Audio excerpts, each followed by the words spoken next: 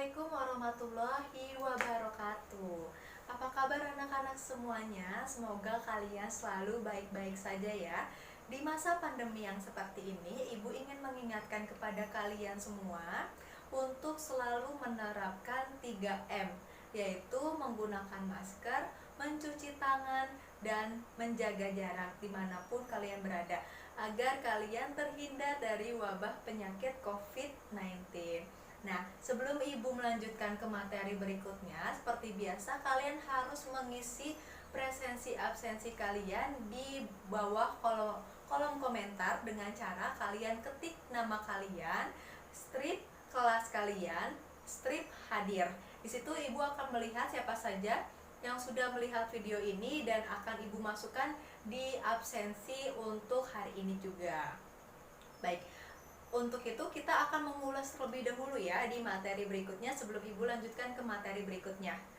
Kalian ada yang masih ingat nggak sih pembelajaran kemarin kita membahas tentang apa? Coba kalian membuka dulu bukunya, catatan kalian, buku paket kalian. Sebelumnya kita bahas apa? Iya, benar.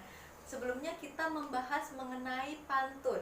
Nah, dari pantun ini kalian ada yang masih ingat gak sih seperti pengertiannya, ciri-cirinya, dan juga macam-macam dari pantun?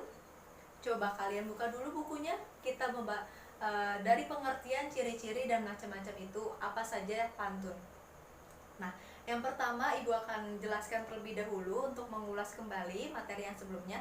Pengertian pantun adalah salah satu jenis sastra lama yang dikenal di seluruh Nusantara. Pantun berasal dari bahasa pantunan dalam bahasa Minangkabau yang artinya penuntun. Ada yang masih ingat sampai sini? Ingat ya pasti. Kemudian macam-macam pantun. Ada yang masih ingat tidak? Macam-macam pantun itu ada apa saja? Yang pertama, pantun jenaka. Yang kedua, pantun nasihat. Yang ketiga, pantun pendidikan. Yang keempat, pantun agama, dan masih banyak lainnya macam-macam pantun. Kalian bisa membuka di catatan sebelumnya atau di buku paket. Kemudian ciri-ciri pantun. Ada yang masih ingat nggak sih ciri-ciri pantun apa saja?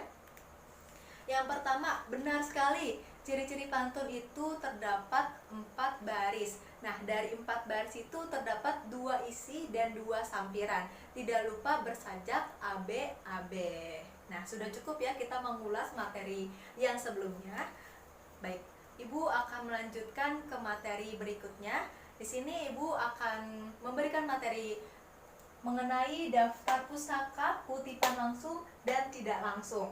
Yang pertama, kalian buka buku paket kalian di halaman 35 mengenai daftar pustaka. Ibu juga sembari melihat juga di buku paket kalian di halaman 25.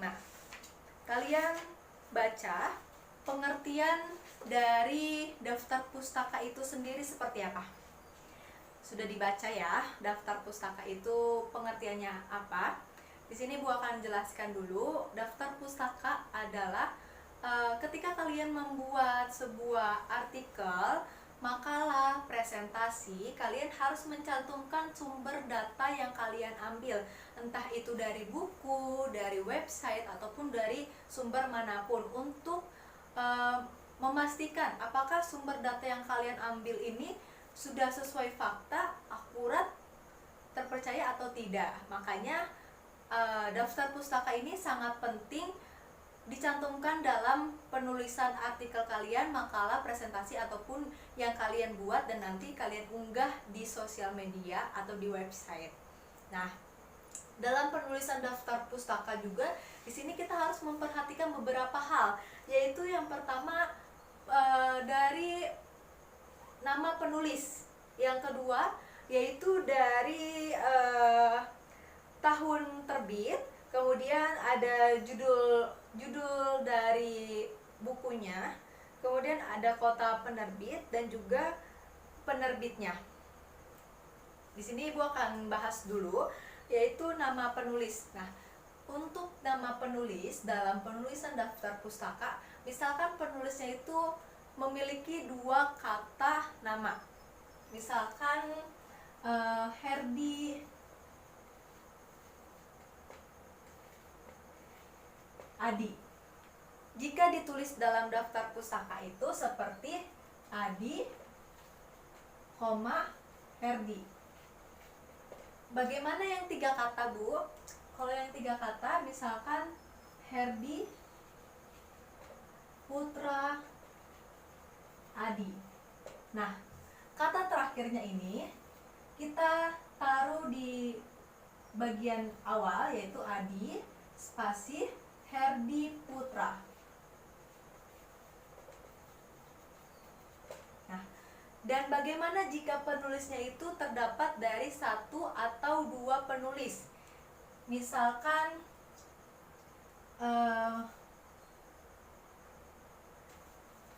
Sanjaya Putra dan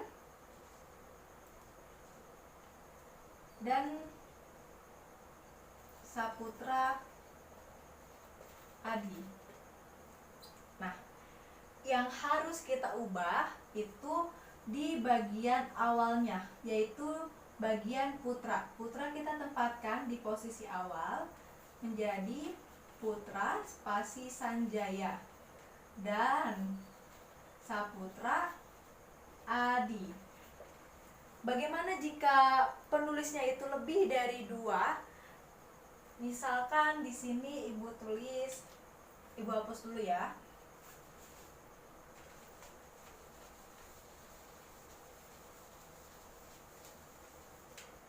Misalkan di sini penulisnya lebih dari 2. Herdi Adi, kemudian Sanjaya Putra, kemudian Saputra Adi. Nah, untuk penulisannya yaitu Herdi Adi, Herdi,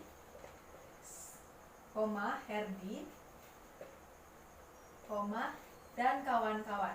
Ini dan kawan-kawan dicantumkan untuk penulis yang lebih dari 2 penulis. Kemudian yang harus diperhatikan dalam penulisan daftar pustaka yaitu tahun penerbit.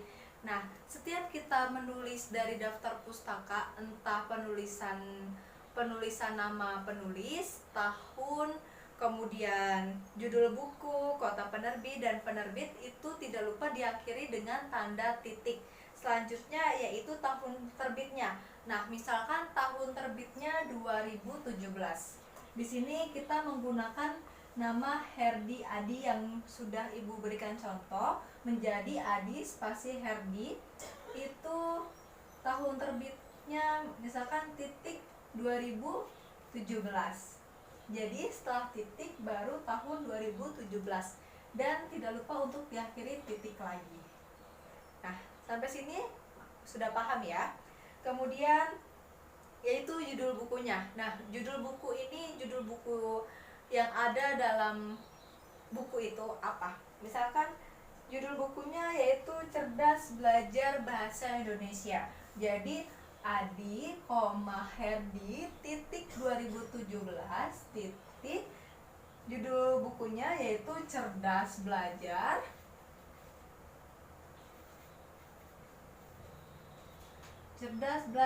Bahasa Indonesia.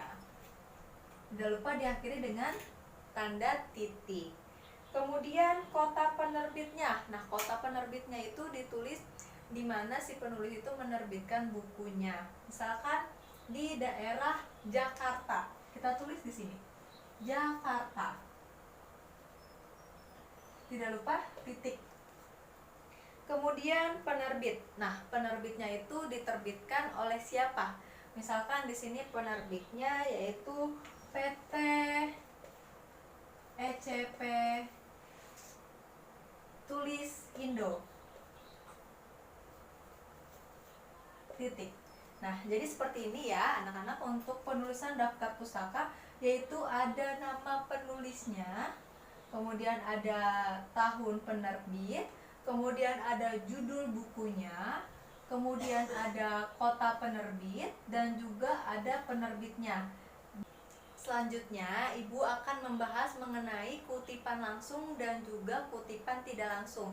Namun sebelumnya kalian sudah paham ya bagaimana penulisan daftar pustakanya. Untuk kutipan langsungnya, Ibu akan menjelaskan terlebih dahulu. Kalian buka halaman 50 di buku paketnya. Selanjutnya yaitu kita melanjutkan ke materi kutipan langsung dan tidak langsung. Silahkan kalian baca terlebih dahulu mengenai kutipan langsung dan tidak langsung, itu seperti apa pengertiannya. Ibu akan menjelaskan terlebih dahulu dari segi perbedaan kutipan langsung dan tidak langsung.